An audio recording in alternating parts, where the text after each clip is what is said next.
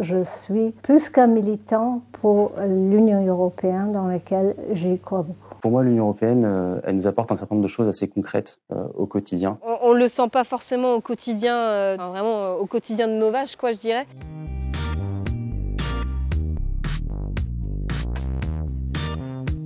Je m'appelle Marilyn Lemoigne. Je m'appelle Samy. Moi, c'est Laurie Poussier. J'ai commencé une association pour l'intégration des nouveaux arrivants, notamment anglophones. Je suis installée avec mon compagnon sur une ferme laitière. Je suis étudiant en pharmacie à la faculté de Rennes et président de l'association ESN Rennes qui sensibilise à la mobilité internationale et qui favorise les échanges culturels.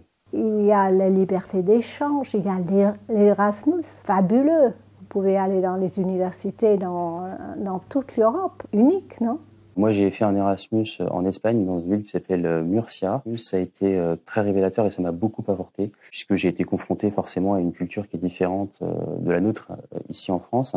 Pour moi, la liberté de l'Europe, le fait de pouvoir aller dans tous les pays européens, de pouvoir bénéficier des services, la santé, les frontières, enfin, vraiment, pour moi, personnellement, faire marche arrière aurait été un terrible sacrifice. Je pense que beaucoup de Britanniques l'ont ressenti comme tel. Clairement, tout le budget de la PAC permet quand même d'installer beaucoup de jeunes agriculteurs aujourd'hui. Tout le côté import-export de nos produits fait qu'aujourd'hui, on ne peut pas exclure l'impact de l'Union européenne sur le marché français de l'agriculture. Il faut en tenir compte parce que c'est quelque chose qui doit être gagnant-gagnant.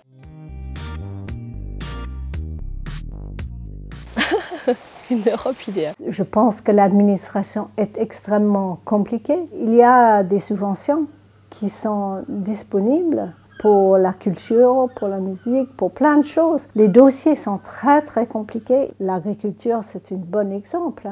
S'il y avait quelque chose à changer, c'est d'avoir beaucoup plus de transparence au niveau des normes de chaque pays finalement. Toute l'agriculture en Europe se porterait beaucoup mieux. Je voudrais une Europe qui se bat pour la paix.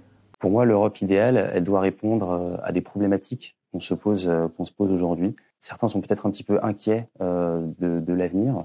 Je pense notamment aux problèmes écologiques et du réchauffement climatique. Cette union doit pouvoir nous donner des éléments de réponse pour répondre à ces défis-là.